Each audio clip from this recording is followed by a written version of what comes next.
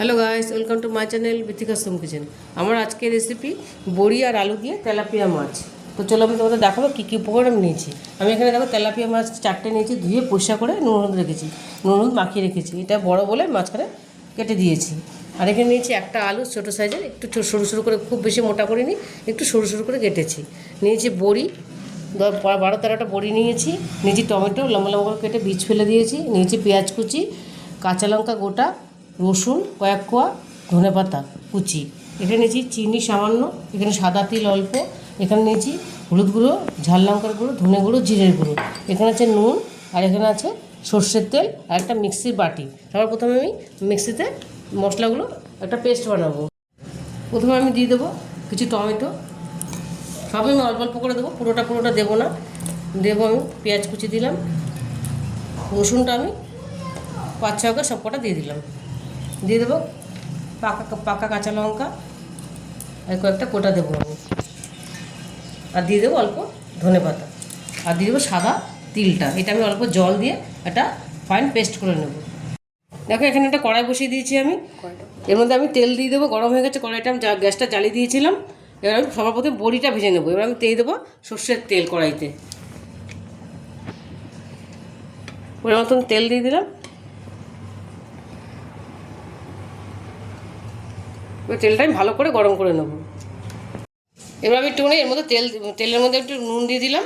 এবার বড়িটা আমি একটু জলের মধ্যে ভিজিয়ে তারপর এটা ছাড়বো, তারপরে তেলটা কম লাগবে। ওইটা সঙ্গে সঙ্গে বড়িটা আমি একটু জলে দিয়ে সঙ্গে সঙ্গে তুলে নেব। তুলে আমি এটা এখানে দিয়ে দেবো, তেলের মধ্যে ছেড়ে দেবো। তেলটা অনেকটাই তাহলে কম লাগে।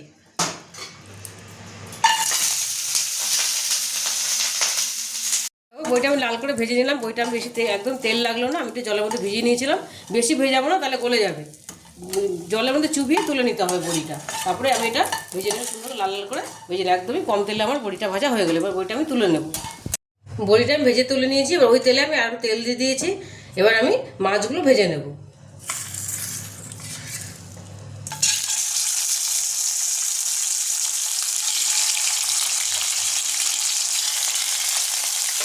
মাছগুলো আমি লাল লাল করে ভেজে নেব। এবং মাছগুলো আমি লাল লাল করে ভেজে তুলে নিয়েছি। এবার আমি এর মধ্যে একটু তেল দিয়ে দিয়েছি। এবার দিয়ে দেবো ফোড়নটা। আমি ফোড়নটা তোমাদের দেখাতে ভুলে গেছি। দিয়ে দেবো একটা তেজপাতা আর গোটা সাদা জিরে। আমাদের এখানে পাশে লোকনাথ বাবার মন্দির আছে, তাই এখানে আমাদের এখানে ঠাকুরের নাম হচ্ছে এখানে। আমি দিয়ে দেবো আলুটা।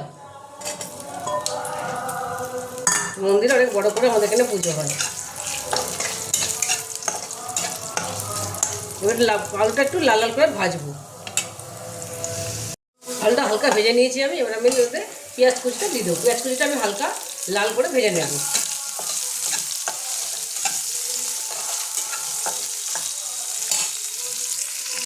দেখো পেঁয়াজটা আমার ভাজা হয়ে গেছে। এবার আমি মশলাটা পেস্ট করে রেখেছিলাম, এই পেস্টটা আমি দিয়ে দেবো। মিক্সিটা ধুয়ে জল দেবো।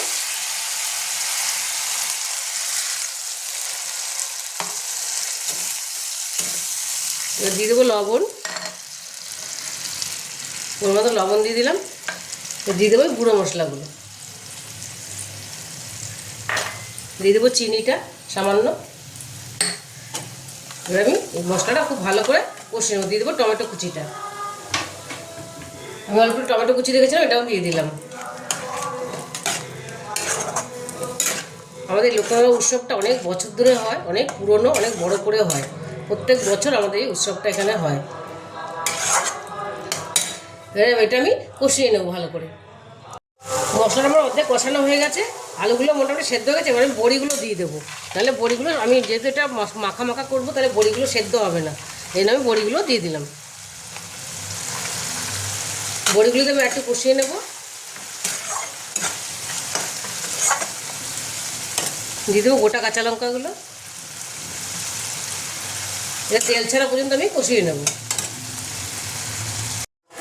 কেউ মশলাটা আমার সুন্দর তেল ছেড়ে দিয়েছে, কষা হয়ে গেছে। এবার আমি অল্প জল দিয়ে দেবো এর মধ্যে।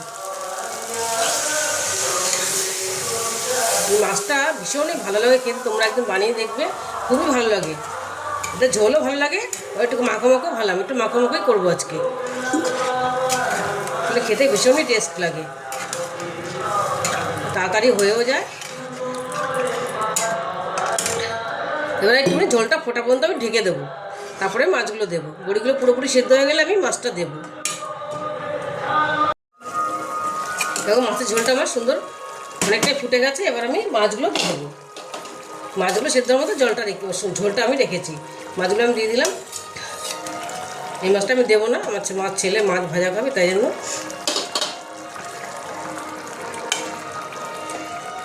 মাছগুলো আমি একটু একটু ফুটলে আমি আবার একটু উল্টে দেবো, তারপর আমি মাছটা নামিয়ে নেব। ঢেকে দিলাম একটুখানি, আমি মাছটা আমি উল্টে দিয়েছিলাম। এবার আমি একটু ধনেপাতা দিয়ে দেবো, ধনেপাতা কুচিটা আমি দিয়ে দিলাম উপর দিয়ে। মাছটা আমার পুরোপুরি রেডি হয়ে গেছে। এবার একটুখানি ঢেকে রেখে দেবো, ঢেকে গ্যাসটা বন্ধ করে দিলাম। বড়ি আর আলু দিয়ে তেলাপিয়া মাছটা আমি প্লেটিং করে নিয়েছি। দেখো তোমরা বাড়িতে অবশ্যই এটা ট্রাই করবে, দেখবে ভীষণই ভালো হয় খেতে। আশা করি তোমাদের রেসিপিটা ভালো লাগবে। যদি ভালো লেগে থাকে তাহলে আমাকে লাইক, শেয়ার আর সাবস্ক্রাইব করতে ভুলবে না। টাটা।